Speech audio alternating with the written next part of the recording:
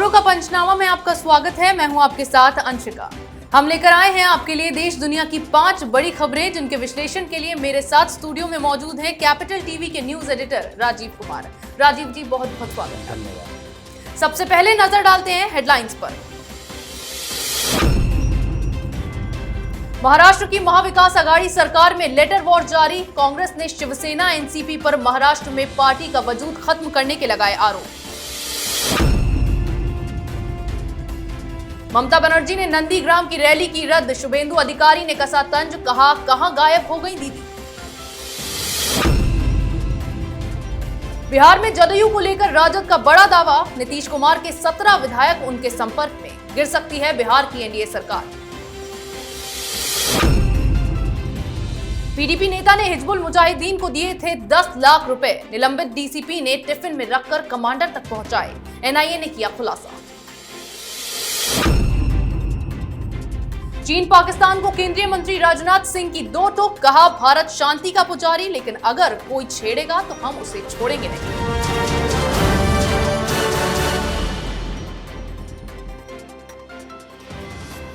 रुक करते हैं पहली बड़ी खबर का। महाराष्ट्र की महाविकास आघाड़ी सरकार में लेटर वॉर शुरू हो गई है। अब मुंबई कांग्रेस के महासचिव विश्वबंधु राय ने कांग्रेस अध्यक्ष सोनिया गांधी को पत्र लिखा है। राय ने अपने पत्र में अपनी सहयोगी पार्टी शिवसेना और एनसीपी पर कांग्रेस को खत्म करने की साजिश करने के गंभीर आरोप लगाए हैं। उन्होंने कहा है कि लगातार हर मोर्चे पर कांग्रेस को मिटाने का प्रयास ये दोनों पार्टियां कर रही हैं और कांग्रेस का एनसीपी और शिवसेना के साथ गठबंधन आत्मघाती साबित होगा। राजीव जी, लगातार महाराष्ट्र की महाविकास आघाड़ी सरकार में लेटर के जरिए एक दूसरे पर तंज कसा जा रहा है, हमला बोला जा रहा है, और अब कांग्रेस ने ये तक बोल दिया है कि शिवसेना और एनसीपी कांग्रेस का महाराष्ट्र से वजूद खत्म करने की कोशिशें कर रही है। ये कांग्रेस का आरोप और क्षेत्रीय नेताओं का आरोप है। जो कांग्रेस के महाराष्ट्र के नेता हैं, ये पहले से इस बात को समझ रहे हैं कि किसी न किसी स्तर पर शरद पवार और शिवसेना दोनों मिलकर कांग्रेस को कमजोर करने की कोशिश में लगे हैं। और पिछले दिनों जो शरद पवार ने बोला और उसके बाद संजय राउत ने उनका समर्थन किया, यूपीए के कमान संभालने को लेकर जो विवाद हुआ, उसके बाद महाराष्ट्र कांग्रेस के नेताओं को यह समझ में आने लगा है कि अब कांग्रेस को खत्म करने की साजिश में ये दोनों पार्टियां शामिल है। महाराष्ट्र में कांग्रेस जो सरकार में शामिल हुई है, उसके पीछे सिर्फ एक ही कारण है, और वो कारण है भारतीय जनता पार्टी को सत्ता से दूर रखना। अब ऐसी स्थिति में महाराष्ट्र में कांग्रेस का वोट बैंक और एनसीपी का वोट बैंक, ये दोनों का वोट बैंक जो है वो कॉमन वोट बैंक है। एनसीपी प्रमुख शरद पवार को लगता है कि महाराष्ट्र के अंदर अगर भारतीय जनता पार्टी और शिवसेना अगर दो बड़ी पार्टी है तो उससे उनको खतरा कम है बनिस्पत कांग्रेस से, और वो चाहते हैं कि इन दोनों पार्टियों के अलावा अगर किसी पार्टी को महाराष्ट्र में वर्चस्व रहे तो वो है एनसीपी। इसलिए महाराष्ट्र कांग्रेस के नेताओं के ऊपर, राहुल गांधी के ऊपर, कांग्रेस की कमजोर स्थिति के ऊपर सवाल करके ये स्थिति बना दिए हैं कि कांग्रेस धीरे धीरे वहां कमजोर होती जाए। अब कांग्रेस के पास केवल एक ही चारा है कि या तो वो सरकार से वापस हो या फिर कांग्रेस वहां पर टूट जाएगी। ये स्थितियां वहां पर बन चुकी है, और इसलिए ये जो मुंबई कांग्रेस के महासचिव हैं जिन्होंने सोनिया गांधी से गुहार लगाई है, ये अंतिम स्थिति है कि अब महाराष्ट्र के नेता कुछ नहीं कर पा रहे हैं। बाला साहब थोराट चुपचाप बैठे हैं क्योंकि वो मंत्री हैं। ऐसी स्थिति में सोनिया गांधी और राहुल गांधी को हस्तक्षेप करना चाहिए और महाराष्ट्र से बाहर निकलना चाहिए। जी, चलिए नजर डालते हैं अगली खबर पर। बंगाल में विधानसभा चुनाव से पहले सियासत गर्मा गई है। ममता बनर्जी ने 7 जनवरी को पूर्वी मिदनापुर के नंदीग्राम में होने जा रही रैली को रद्द कर दिया है, जिसके बाद मुख्यमंत्री ममता बनर्जी को बीजेपी ने आड़े हाथों लिया है। बीजेपी में शामिल हुए ममता के पूर्व मंत्री शुभेंदु अधिकारी ने तंज कसते हुए कहा कि कहां गायब हो गई दीदी। बता दें कि यहां भूमि अधिग्रहण के खिलाफ 3 साल तक चले हिंसक संघर्ष ने 2011 में ममता बनर्जी को लेफ्ट से सत्ता छीनने में मदद की थी। राजीव जी, मिदनापुर जो शुभेंदु अधिकारी का गढ़ है, वहां से रैली को ममता बनर्जी ने रद्द कर दिया। क्या ममता बनर्जी को किसी चीज का डर सता रहा है चुनाव से पहले? क्या उनका डर है जिसकी वजह से ये रैली रद्द कर दी है? बिल्कुल, मिदनापुर में नंदीग्राम जो है वो एक आंदोलन का प्रतीक बना था, और वो प्रतीक बना था भूमि अधिग्रहण के खिलाफ आंदोलन का। वहां पर शुवेंदु अधिकारी, उनके पिता शिशिर अधिकारी, इन लोगों का दबदबा है। और इसलिए ममता बनर्जी जब नंदीग्राम में भूख हड़ताल कर रही थी, किसानों का समर्थन कर रही थी और वामपंथी सरकार के खिलाफ एक बड़ा आंदोलन कर रही थी, तो उस समय उनके करीब जो बैठे थे वो शुवेंदु अधिकारी थे। अब शुवेंदु अधिकारी के क्षेत्र में जाके चैलेंज करने की तैयारी ये कर रही थी, चुनौती दे रही थी कि ये दिखाने की कोशिश थी कि शुवेंदु अधिकारी अगर भारतीय जनता पार्टी में शामिल हुए हैं तो मिदनापुर का पूरा एरिया उनके साथ साथ टीएमसी के हाथों से छीना नहीं है। वो पहले तो इसके लिए डेट अनाउंस की, 7 जनवरी को वहां पर रैली करने वाली थी, लेकिन धीरे धीरे ग्राउंड की रियलिटी उनको पता लगने लगा। उनको समझ में आ गया कि अगर वहां रैली करेंगे और उसमें ममता बनर्जी जाएंगी, लेकिन वहां उस रैली में बड़े नेता नहीं होंगे। यहां तक कि ये बातें चल रही थी कि ममता बनर्जी के मंच से शिशिर अधिकारी भी गायब हो सकते हैं, जो शुवेंदु अधिकारी के पिता हैं। उनके भाई दिवेंदु अधिकारी भी गायब हो सकते हैं और शुवेंदु अधिकारी पहले ही भाजपा में ज्वाइन कर चुके हैं। तो ऐसी स्थिति में उनको लगने लगा कि अगर मंच से बड़े नेता गायब रहेंगे, टीएमसी के इस कार्यक्रम में लोग नहीं आएंगे, तो ऐसी स्थिति में चुनाव से पहले ही ये लगने लगेगा कि पूर्वी मिदनापुर, पश्चिमी मिदनापुर, ये पूरा एरिया जो साउथ बंगाल के आसपास का है वो सारा उनके कमान से चला गया है, उनको छिन गया है और वहां पर टीएमसी की स्थिति कमजोर हो गई है। तो उस डर को बचने के लिए, जो शुवेंदु अधिकारी का डर है, जिसके लिए वो डर को खत्म करने के लिए रैली करना चाहती थी, वही डर बाद में हावी हो गया जब ग्राउंड की रियलिटी उनको पता चला। इसलिए उन्होंने सेफ साइड लिया है और वो रैली रद्द कर दी है, जिसके बाद ममता बनर्जी ऐसे भी घिरने वाली है। जी, चलिए बात करते हैं बिहार की। बिहार की राजनीति में उठापटक शुरू हो गई है। पहले अरुणाचल प्रदेश में जदयू के 7 में से 6 विधायक भाजपा में शामिल हो गए।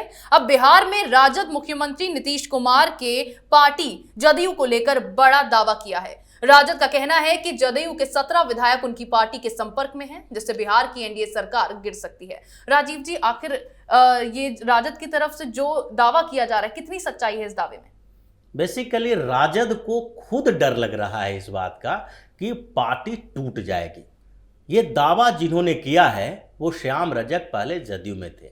जदयू में आने से पहले वो राजद में थे, लालू यादव के बहुत करीबी नेता माने जाते थे। लेकिन उसके बाद वो जब राजद में उनका कद छोटा होने लगा, उनकी पूंछ कम होने लगी, तो उसके बाद वो जदयू में चले गए। अब इस चुनाव से पहले फिर से वो राजद में चले गए हैं और राजद को अब इस बात का अनुमान लगने लगा है कि बिहार में भारतीय जनता पार्टी और जनता दल यूनाइटेड के बीच जो गठबंधन है वो टूटने वाला नहीं है।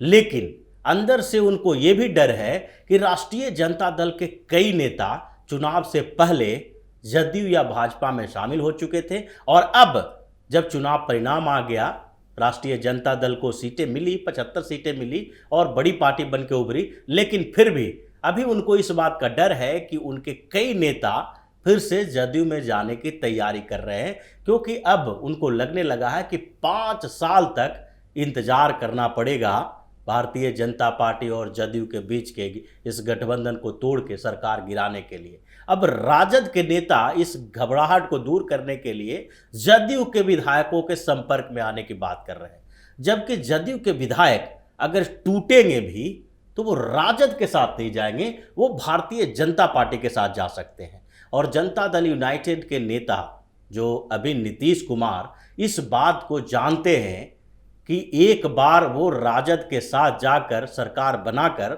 इस बात के लिए संकेत दे चुके थे कि राजद के साथ उनका आगे का संबंध नहीं बन सकता, और अब फिर से राजद उनको ऑफर पर ऑफर दिए जा रही है। 2 दिन पहले राजद ने ऑफर दिया कि सीएम बना दीजिए तेजस्वी यादव को और खुद आप पीएम का उम्मीदवार बनेंगे, लेकिन अब उनके विधायकों को तोड़ने की बात की जा रही है। तो ये राजद का फ्रस्ट्रेशन है और उसका डर है जो ये दिखाने की कोशिश कर रहा है कि राजद के नेता भागने की कोशिश न करें, छोड़ने की कोशिश न करें, हम सरकार किसी भी समय बना सकते हैं। जी, रुक करते हैं अगली खबर का। Jammu Kashmir Peoples Democratic Party की युवा विंग के नेता वहीद उर रहमान पारा को लेकर एनआईए ने बड़ा खुलासा किया है। 2019 लोकसभा चुनाव से पहले पारा ने हिजबुल मुजाहिदीन आतंकी संगठन को हथियार खरीदने के लिए 10 लाख रुपए दिए थे।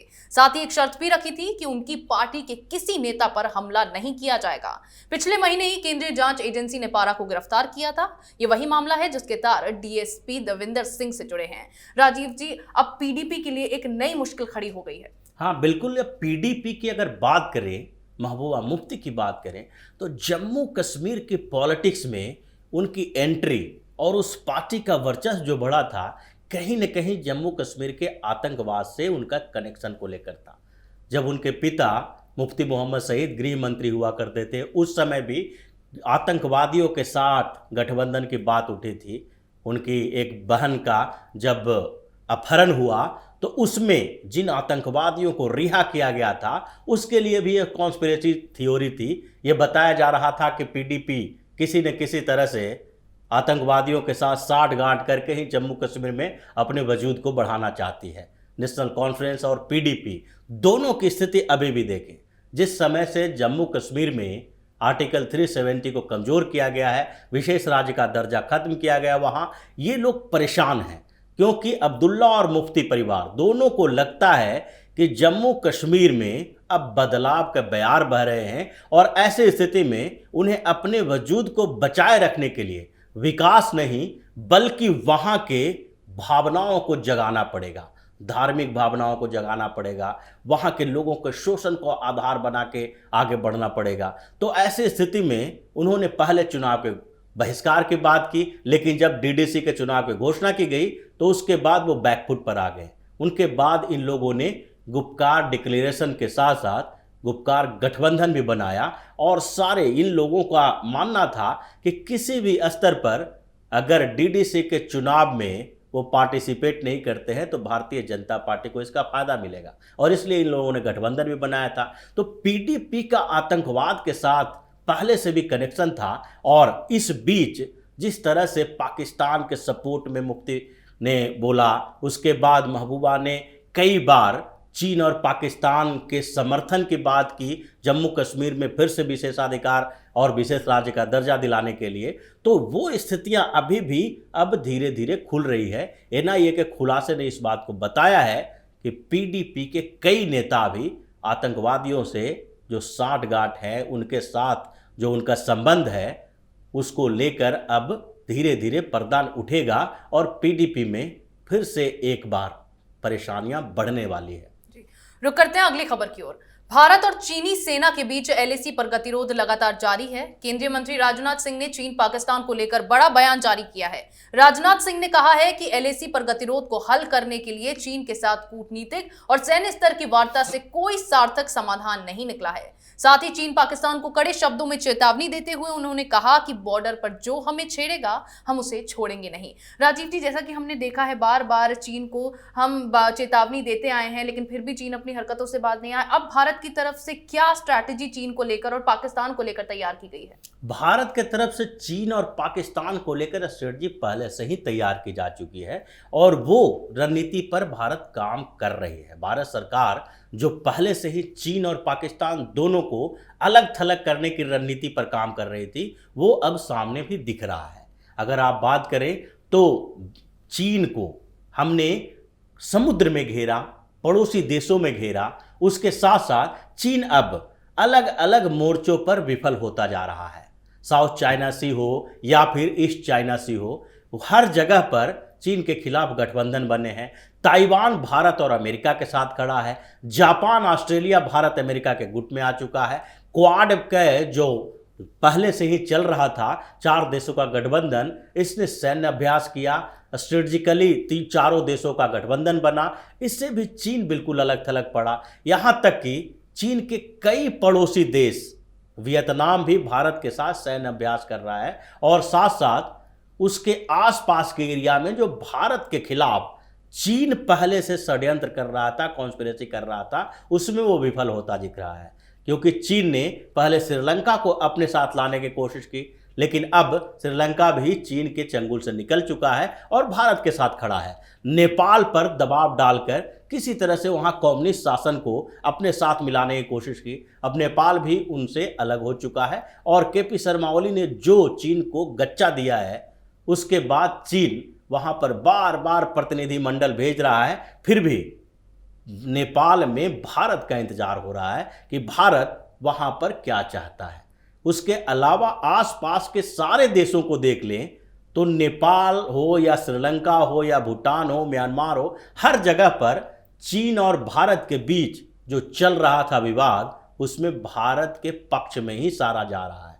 अब चीन के पास सिर्फ और सिर्फ पाकिस्तान बचा है। तो ये पहले से भारत सरकार की स्ट्रेटजी थी जिस पर हम काम कर रहे हैं। अब जो राजनाथ सिंह ने बताया है, वो रक्षा मंत्री हैं, उन्होंने एलएसी के विवाद के बारे में बताया। उसके साथ साथ भारतीय सेना अध्यक्ष और जो भारत के वायुसेना अध्यक्ष, इन लोगों ने भी चीन को एक कड़ी चेतावनी दी है कि जो हरकतें चीन की तरफ से किया जा रहा है वो हरकतों से वो बाज आए, क्योंकि चीन के साथ समस्या ये है कि वो अभी भी 60 के दशक में जी रहा है। अब 2020 आ चुका है, भारत बहुत आगे निकल चुका है और चीन के हर चुनौती का मुंहतोड़ जवाब देने के लिए तैयार बैठा हुआ है। राजीव जी, देश दुनिया की तमाम बड़ी खबरों पर आपके विश्लेषण के लिए बहुत बहुत धन्यवाद। धन्यवाद।